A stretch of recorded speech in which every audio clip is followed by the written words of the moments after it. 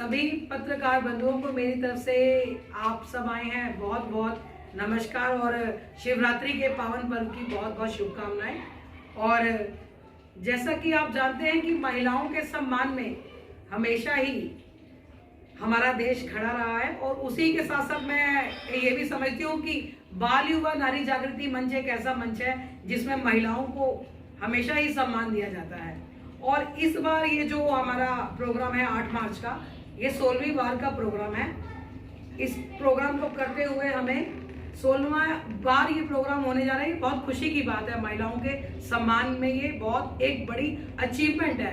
तो उसके साथ साथ ये भी बात है कि इसमें हर खेल जगत से कलाकार है, संगीत से है, कोई डॉक्टर से, कुछ डॉक्टर है, हर तरह की महिलाओं को जो समाज में छोटे छोटे शहरों में, छोटे छोटे कस्बों में रहकर भी जो समाज के प्रति अपनी भागीदारी निभाती हैं और कार्य करती हैं दूसरे लोगों के लिए, तो उन लोगों को नामचिन्ह करके उन लोगों को, उन महिलाओं को ढूंढ ढूंढ कर सम्मान की ये जो प्रतिक्रिया बाल युवा नारी जागृति करता है, मैं इस मुहिम में बाल नारी जागृति के जितने भी लोग हैं जुड़े हुए सभी का सम्मान भी करती हूँ, क्योंकि मैं खुद भी एक महिला हूँ।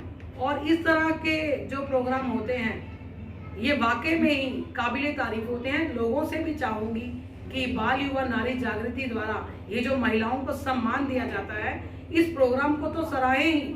और ये जो टीम है और आप जो पत्रकार बंधु आए हैं, इसे लोगों तक देंगे। आप सब भी काबिले तारीफ के, आप सब काबिल हैं तारीफ के। मैं आप सबका हाथ जोड़कर स्वागत भी करती हूँ और इस प्रोग्राम के माध्यम से जो लोग हमसे जुड़ेंगे सबका वेलकम है मेरी तरफ से। और अगर मैं चाहूंगी कुछ एक सवाल अगर आपके मन में हो तो आप कर सकते हैं। मीना जी, कार्यक्रम आप कह रहे हैं ग्रामीण क्षेत्र में होगा, तो ग्रामीण क्षेत्र में कहाँ पर होगा, लगभग कितनी महिलाएं इस प्रोग्राम में आने की संभावना है? जी, ये प्रोग्राम एक्चुअली क्या है कि देखिए शहरों में तो होते रहते हैं, और क्या होता है कि शहरों में जब प्रोग्राम होते हैं तो ग्रामीण क्षेत्र में जो महिलाएं काम करती है ना, और वाकई में जो सच में एक मतलब उनको सम्मान देना चाहिए, कुछ एक ऐसी महिलाएं होती हैं। लेकिन क्या होता है कि शहरों में जब प्रोग्राम होते हैं तो वो महिलाएं वहां तक पहुंच नहीं पाती। और आज ही जो बाल युवा नारी जागृति ने जो ठाना है ना कि हम उनके पास जाकर उनको सम्मान देंगे, तो मुझे लगता है ये बहुत बड़ी बात है अपने आप में। और ये जो प्रोग्राम होने जा रहा है ये अर्जुन क्रिकेट अकेडमी है नजफगढ़ में, और यहाँ ये प्रोग्राम होने जा रहा है। ये जो है ना, ये ग्रामीण क्षेत्र आता है, घुम्मन हेरा गांव है। ये क्या है कि यहाँ पर ना इस तरीके की कुछ एक महिलाएं, अभी हाल ही की एक बात है, मैं यहाँ एक प्रोग्राम में आई थी, तो मैं जाते हुए रास्ते में मुझे एक महिला मिली जिसके सर के ऊपर इतना बड़ा लकड़ों का बंडा था कि कम से कम भी वो मानो तो 50 किलो से ज्यादा ही होगा, उससे कम नहीं होगा, अनुमान है मेरा। तो एक जैसे बात आती है, वर्चस्व की बात है ये। उस महिला से मैंने कहा ये आप इतना वजन उठाकर जा रही हैं, तो ये क्या मतलब कि आप रिक्शा भी कर सकती हैं या कुछ भी किसी और तरीके से आप इसको ले जा सकती थी। लेकिन उस गांव की महिला ने मुझे कहा कि ये बंडल, ये जो लकड़ मैंने उठाई है ये मेरी नहीं है, ये जो बैठी है ना अम्मा, उसको मैंने बिठाया और ये मैं आगे तक छोड़ने जा रही हूँ। तो देखो कि हम लोग तो कार्य करते हैं, स्कूटरों पे, बाइकों पे, कारों पे जाते हैं, सोशल मीडिया के माध्यम से छा जाते हैं, लेकिन देखो ऐसी ऐसी महिलाएं हैं गांव में, ऐसी मतलब अनेकों महिलाएं हैं, ऐसी नेक महिलाएं हैं जो इस तरह के कार्य करती हैं। सच में ये लोग सम्मान की अधिकार रखती हैं। उन महिला से मैंने जब बात की तो उसने अपने बारे में बताया कि इस तरीके के जो छोटे बच्चों को स्कूल तक पहुंचाना, कोई अम्मा बीमार है उसको हॉस्पिटल तक ले जाना, कोई गरीब आदमी है उसको पेंशन कैसे दिलवाते हैं। तो इस तरह की उनकी बात सुनकर मैं तो इतना हैरान हुई कि देखो हम लोग गांव देहात की महिलाओं को कुछ नहीं समझते, लेकिन वाकई में ये लोग काबिले तारीफ करने के लायक हैं। और इस तरीके की महिलाएं सच में ही सम्मान की अधिकारी हैं। और इसलिए बाल युवा नारी जागृति ने ये ठाना है कि हम उनके पास जाकर उनको सम्मान देंगे। मुकेश भगत जी, आप भी आज बैठे यहाँ पर, महासचिव हैं आप संस्था के, क्या विशेष कार्यक्रम है इस बार का, इस साल का? देखिए, सभी सम्मानित पत्रकार साथियों का मैं यहाँ आने पर हार्दिक स्वागत करता हूँ। और बाल युवा नारी जागृति मंच का हमने 2006 में गठन किया था 2006 से लगातार हम कोई ना कोई कार्यक्रम जनता के बीच में करते आ रहे हैं जी। तो और ये 16वां कार्यक्रम हमारा महिलाओं को लेकर है। इसमें हमने लगभग साउथ दिल्ली में या क्रांत प्लेस के आसपास बहुत सारे कार्यक्रम किए, लेकिन अब की बार ये मन किया कि हम इस कार्यक्रम को किसी ग्रामीण क्षेत्र में जाके करेंगे। और इसमें पूरे देश से लगभग 551 महिलाएं हमने इस कार्यक्रम में जो है लगभग दिसंबर में हमने प्रक्रिया शुरू की थी और 2 महीने का टाइम हमें लगा, दिसंबर और जनवरी। तो 2 महीने के अंदर हमारे को 551, वैसे तो 2148 महिलाओं ने हमारी वेबसाइट पर जो है विजिट किया और उनमें से हमने जो है जो उनकी जो उन्होंने जो अपनी वो भेजी तो 551 को हमने इस कार्यक्रम में सम्मिलित करने। तो बाकी महिलाओं को कैसे सम्मानित करेंगे? बाकी महिलाओं को हमने जो है ऑनलाइन जो है सर्टिफिकेट देने का जो काम किया है। ये नहीं कि हम किसी को सम्मान नहीं दे रहे, जो फिजिकली नहीं आ सकते प्रोग्राम में उनको हमने ऑनलाइन है। और इस कार्यक्रम को 6, 7, 8 ये कार्यक्रम 3 दिन बाल विवाह नारी जागृति मंच कर रही है और भिन्न भिन्न जगह पर कर रही है। लगभग 19 जगह पर ये कार्यक्रम है पूरे देश में। जयपुर में ये कार्यक्रम है, कानपुर में ये कार्यक्रम है और पुणे में ये कार्यक्रम है, लखनऊ में ये कार्यक्रम है।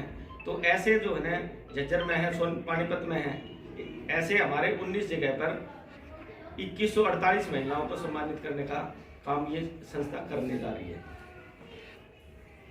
भोगल जी, सवाल ये भी उठता है कि क्या खाली आप सम्मान का कार्यक्रम रखेंगे या कुछ और भी नकारात्मक प्रभाव भी है? नहीं, हमने जो है ऐसी महिलाओं को इसमें सम्मिलित किया है जो एसएचजी ग्रुप जो जिन्होंने डेवलप कर रखे हैं और उनसे भी हमारी चर्चा चल रही है कि भाई एसएचजी ग्रुप आपने बना तो लिया, लेकिन उस एसएचजी ग्रुप में बनाने के बाद आप क्या काम कर सकते हो। तो उसको लेकर के हम एक विशेष चर्चा भी हमने की है और ऐसी जो है करीबन 40 एसएचजी ग्रुप को हमने इनवाइट किया है जो कुछ न कुछ अपने जो है कुछ कोई किसी चीज़ की मेकिंग कर रहा है, कोई किसी चीज़ की मेकिंग कर रहा है, तो उनको हमने फ्री स्टॉल दिए हैं। जनता के मनोरंजन के लिए भी कुछ कार्यक्रम है? नहीं, इसमें हमारे 65 कलाकार हैं दिल्ली, हरियाणा और जो आसपास के जो एनसीआर से जो है वो इस कार्यक्रम में अपना जो भी जो अपनी कल्चर है उस कल्चर से रिलेटेड जो है ना अपने सांस्कृतिक कार्यक्रम रहेंगे। आपको क्या सरकार भी फंडिंग करती है? नहीं, हम कभी भी सरकार से फंडिंग लेकर ये कार्यक्रम नहीं करते। संस्था जो कोई न कोई स्पॉन्सर जो साथी होते हैं उनको लेकर ये कार्यक्रम करते हैं। दिल्ली इलेक्शन का टाइम है और ऐसे में आप ये कार्यक्रम कर रहे हैं, क्या ना इस देखो, हमें इलेक्शन से कोई मतलब नहीं। हम 8 मार्च का दिन रखते हैं और हर बार ये कार्यक्रम करते हैं। इलेक्शन हो ना हो हमें इस चीज से कोई वो नहीं है। डेट एक निश्चित होती है 8 तारीख को हम जो है ये कार्यक्रम रखते हैं। आप भी बैठे मैडम, बताएं कि जो महिलाओं का सम्मान किया जाता है तो समाज में क्या प्रेरणा जाती है, क्या मैसेज आता है? सर, महिलाएं जो होती हैं वो हमारे घर की लक्ष्मी होती है। महिलाओं को किसी न किसी देवी देवता का रूप दिया गया है। आज महाशिवरात्रि है, शिव जी ने स्वयं महिला का रूप लिया हुआ है, जैसे कि आपने उनकी लीलाएं सुनी होंगी। तो मेरे ख्याल से पहले जब सोसाइटी में महिलाएं स्ट्रोंग होंगी तभी हम सोसाइटी को आगे बढ़ा पाएंगे।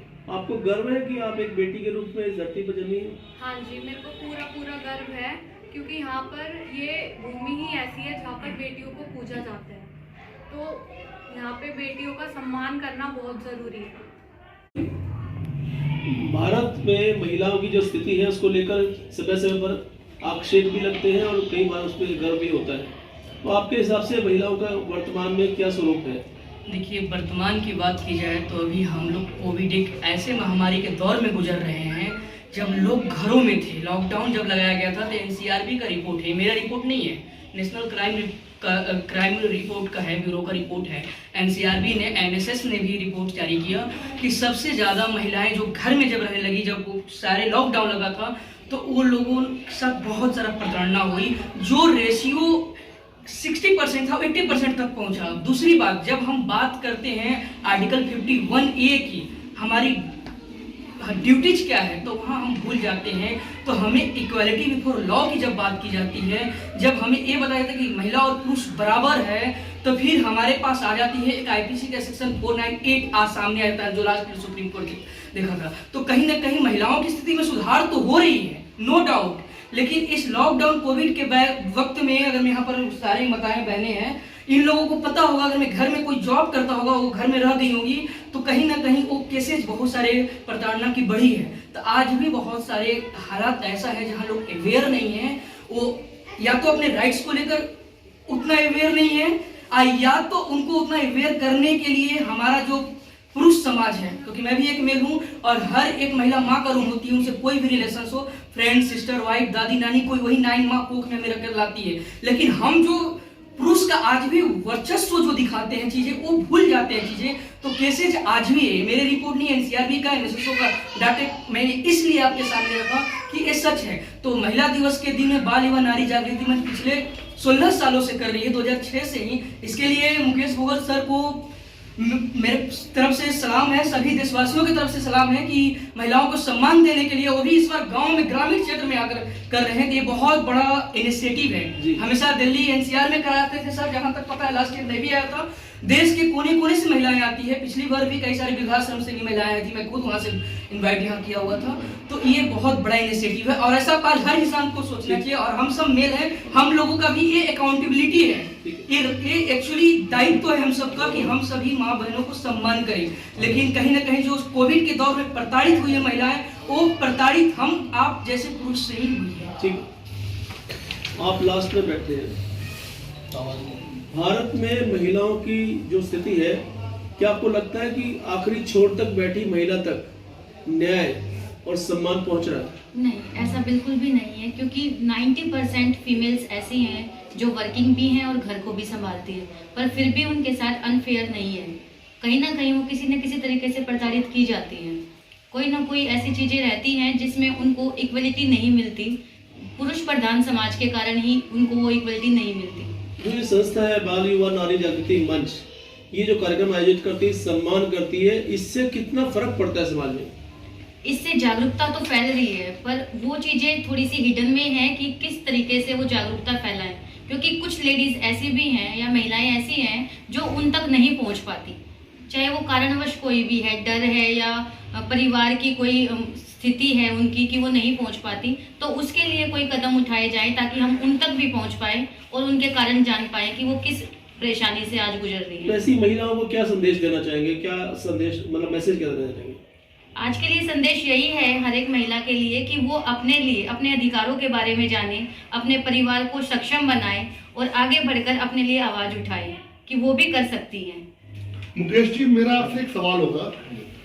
अभी आपने कहा कि मैं कनॉट प्लेस साउथ दिल्ली प्रोग्राम करता आया हूँ, ये 16वां आप अंतर्राष्ट्रीय महिला दिवस सम्मान समारोह कर रहे हैं, तो आपको लगता है कि आप 551 महिलाओं को घूमा-नेड़ा एक ग्रामीण क्षेत्र में समारोह करने जा रहे हैं, तो उसके लिए आपने क्या व्यवस्था करी है?